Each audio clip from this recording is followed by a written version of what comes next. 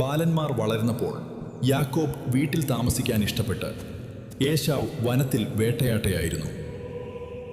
റിബേക്ക യാക്കോബിനെ സ്നേഹിച്ചു. ഇസഹാക്ക് ഏശാവിനെ സ്നേഹിച്ചു.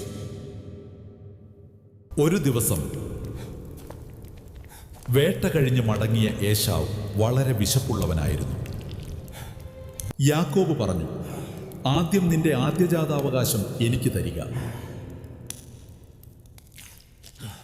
വിശപ്പിനായി ഏശാവ് തൻ്റെ ആദ്യജാതാവകാശം വിട്ടു നൽകി.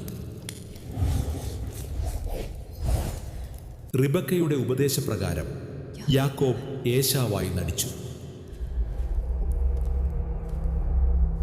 കാഴ്ചയില്ലാത്ത ഇസഹാക്ക് യാക്കോബിനെ അനുഗ്രഹിച്ചു.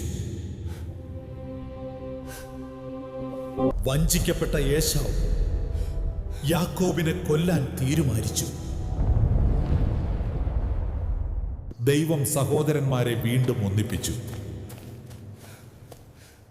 ഉടമ്പടി വാഗ്ദത്തങ്ങൾ യാക്കോബിന് ലഭിച്ചു.